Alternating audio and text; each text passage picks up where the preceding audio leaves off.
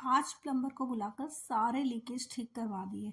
तो भाई चलो पहले करते हैं व्लॉग को स्टार्ट। तो मेरे आज के व्लॉग की जो स्टार्टिंग हो रही है वो हो रही है सुबह ब्रेकफास्ट से।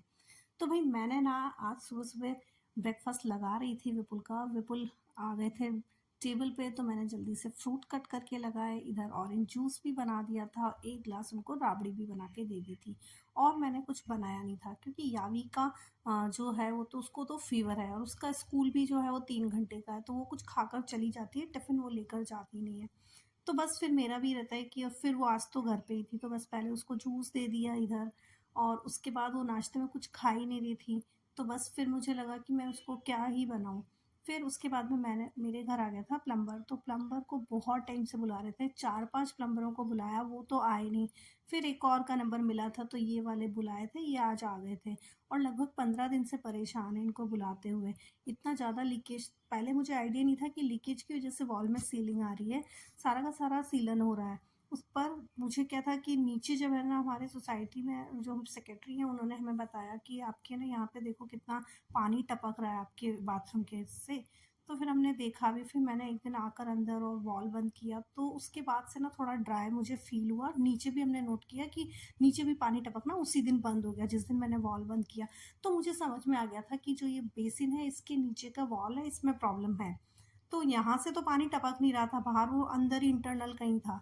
तो ये वॉल भी बदला दिया और ये पाइप भी बदला दिया। और इस घर में मैं जब से आई हूँ ना 3 बार मैंने प्लम्बर को बुला लिया है, 6 महीने में 3 बार। और इस बाथरूम की तो ऑलमोस्ट सारी की सारी फिटिंग चेंज ही हो गई है, वॉल जेड सब चीज़ चेंज करवा लिया है।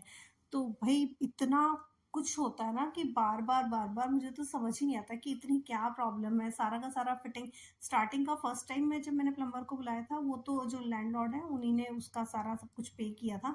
लेकिन उसके बाद अभी 2 बार बुला लिया इसका, तो बार बार तो हम उनको नहीं बोल सकते, जो भी हो रहा है वो हमें ही करवाना पड़ता है। तो अब लग रहा है कि शायद ये वॉल भी ठीक हो जाए, तो अब मैं जब आऊँगी छुट्टियों से घर घूम के उसके बाद लग रहा है कि इसको मैं ठीक कर ही लूँगी, अगर ये मुझे एकदम सही लगेगा तो।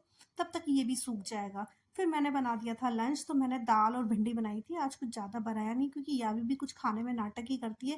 विपुल को मैंने सैलेड कट कर दिया था और छाछ बना दी थी। तो यावी खाने को मना कर रही थी तो मैंने उसे बोला कि मैं अपने हाथ से खिलाऊंगी, तो फिर जब मैंने उसे अपने हाथ से खिलाया तो उसने एक रोटी खा लिया था। वो बहुत मुश्किल से खाना खा रही है।